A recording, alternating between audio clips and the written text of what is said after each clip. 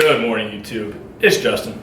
As you know, today I wanted to give you guys a physique update on me as we are in week 3 of wedding shredding. I'm also going to do a handful of other things. I'm going to show you guys some video of what I did yesterday, which you'll see in a little bit. Also, we're going to talk about refeeds and cheat meals, the difference, the pros and cons of each, and when there's ideal situations for each. So we're going to cover that really quickly. I want to let you guys know I'll be posting it below, but I wrote all this up if you need to if you're more of a visual person and you need to read it. The link to Health Host, I put a blog out, so all this can be read there. But let's get into it. Let's get to the physique update real quick. Today, as you saw, I weigh 197.8, so feeling pretty good. Go back. Tricep. So as you guys can see, we got some bruising here. No, Carolyn did not beat me up yesterday. She normally does, but not yesterday. I actually went in and got some work on my back. I got cupping done. I got graston, I think that's what it's called, by my good friend Eric Phillips, who just became a chiropractor. So if you're in the KC area, I highly recommend looking Eric Phillips up. He does great work. He's just starting out and he really focuses on athletes. But today, let's get into refeeds, cheat meals. I'm going to cover this very quickly.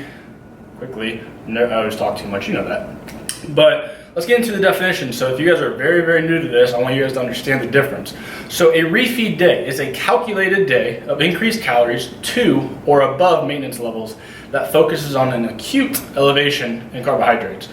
I want you to focus on calculated and the fact that it's elevation in carbohydrates. That's kind of what the big difference between cheat meal, which a cheat meal is, it's a meal, often not calculated, that supersedes maintenance calories with less consideration to a specific macronutrient profile. We've all seen the difference. We've all seen what a cheat meal is, right? Cheat meal is, you see someone go, they're like, I'm gonna have a cheat meal, what should I eat? Should it be sushi? Should it be a burger? Should it be a pizza? It's kind of less consideration of, okay, I have exact numbers to follow. It's, a refeed's not an elevation in fats or proteins. If anything, it's a reduction. It's simply carbs, because carbs are your energy source, so you're storing up that glycogen into the muscle, which is very necessary for when you're dieting, because you're depleting glycogen all the time. Cheat meal is kind of saying fuck it. It has its purpose, but it's kind of like a fuck it day where you have a one meal. It's not a cheat day, it's a cheat meal. So let's talk about pros and cons of the refeed, and then we'll do pros and cons of the cheat meal. So a refeed, pros, is calculated, right? That's easy. It ensures accuracy, and it allows you to make adjustments. So say you went in 1 week and you had 350 carbs, and a couple of days later you don't lose any weight, you're still up in weight. Well, maybe you lower it, or maybe you lost a lot of weight, so you can bump it up. It's easier to adjust. It's easier to micromanage. And you know exactly what you need to be doing. And also, it's cool because it almost is like a cheat day with considerations. You can have multiple fun meals. A cheat meal, you get one meal, right? It's not a day. You get one big meal and you have fun with that. A cheat or a refeed, you can have multiple fun meals as long as you keep them low fat and you hit your carbs, as long as you hit your numbers. So the cons, so that was pros. The cons is it requires more precision. So contest prepping or dieting in general is stressful. So having your refeed day, you don't get to take a step back from that stress, because you actually have to hit things perfectly still. So it's kind of it requires more precision. It limits your fat intake, so you don't get to fully binge, or you don't get to fully immerse yourself in the foods that you crave. If it's food items such as like a pizza, heavy pasta, or a burger, because those have a lot of fat, and usually that would add up over your full day. And overall they're less mentally satisfying because of those reasons, right? You don't get a full break. So let's talk about ideal situations for refeeds. Ideal situations for refeeds would be like a contest prep or a photo shoot prep, or anything that requires you to get to a very lean body fat percentage. It's important to be precise with that, because as you get leaner, your calories get lower, and it becomes more important to be spot on, right? So let's talk about a cheat meal. We said it's often not calculated, and it's less considerations to your macro profile.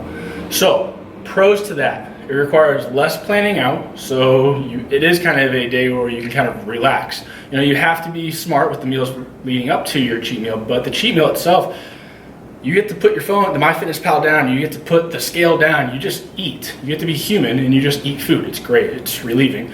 It also requires less planning out, which is great because it's less stressful. It increases your food options too. The beauty about the cheat meal is you're not confined to low-fat options or fitting a certain fat profile. You can kind of just have a meal that you really, really have been craving, you really enjoy, which, you know, is a lot more mentally satisfying.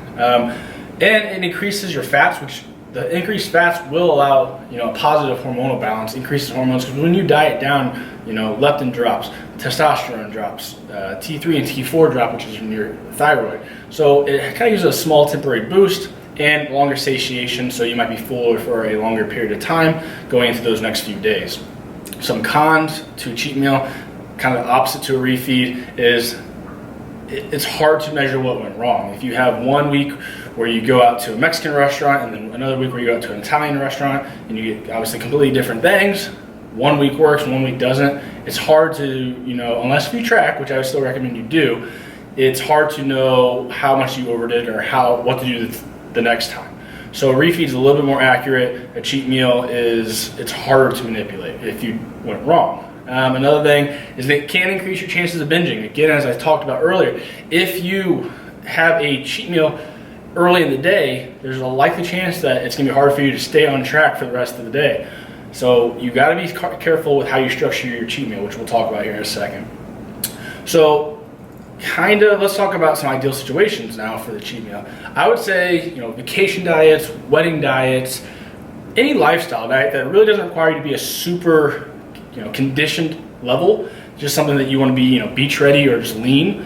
And even off seasons, I put a lot of my clients on cheat meals because it's just more mentally satisfying when in their off season their carbs are already plenty high, so it's not like their glycogen stores are depleted really ever.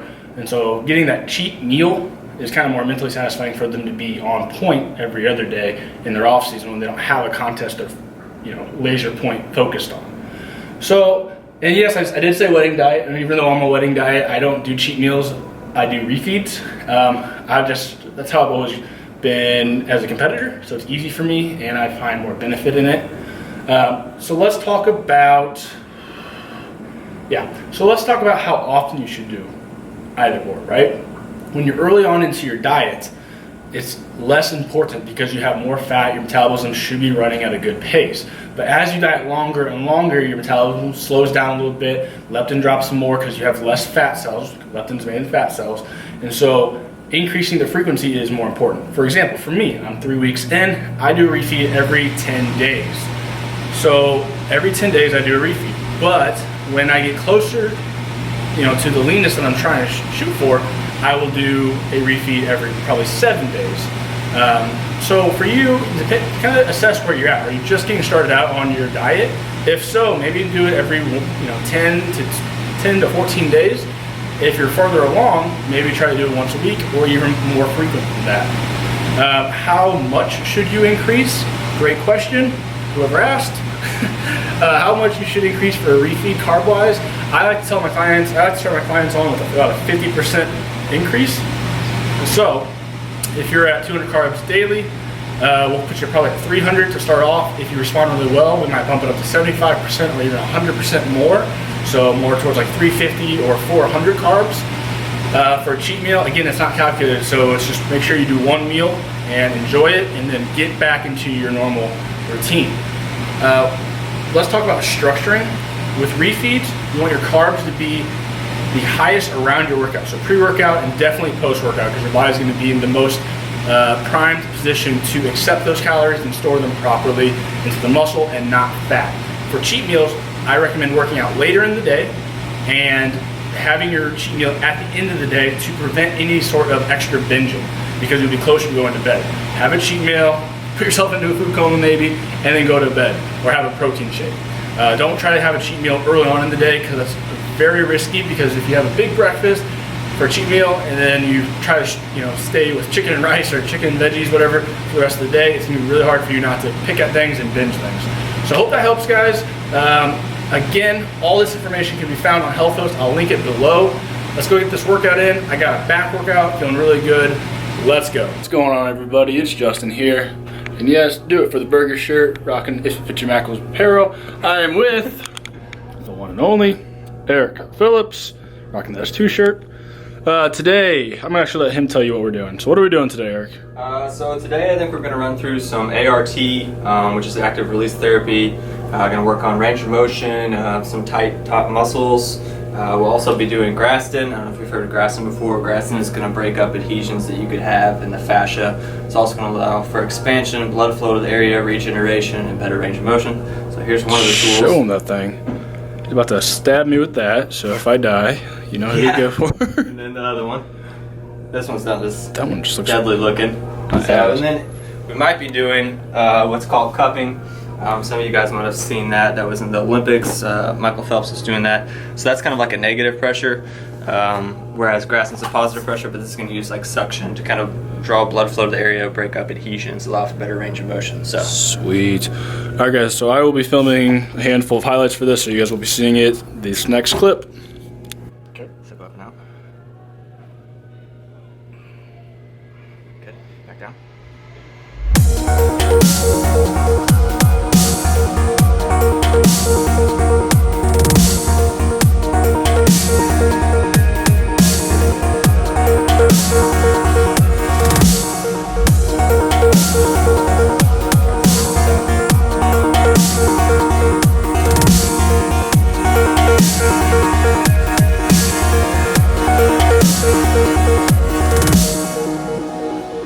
I can't believe Now we are moving on to cupping. the nightly waste to all we give them. But honestly, you've gotta know that this ain't living, but we could run from Elysium and let it burn, let it burn. You've gotta know that nothing lasts forever.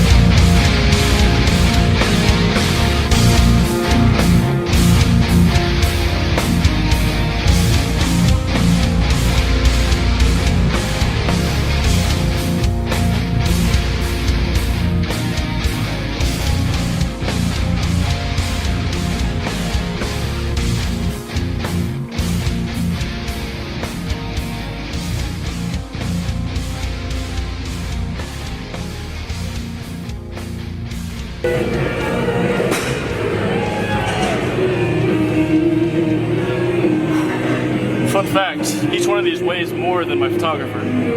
They ask you how you are, you just have to say that you're fine when you're not really fine, but you just can't get into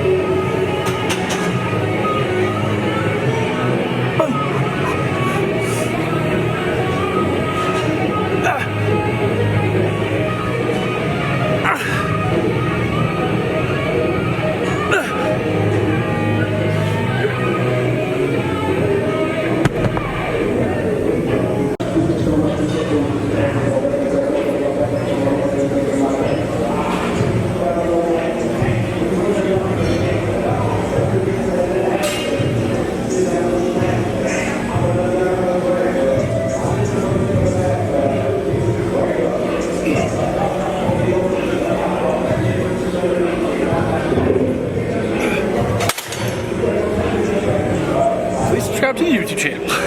New videos more than once a week now because we're getting better. But like, subscribe, post notifications, comment below what you guys want to see. Love you guys.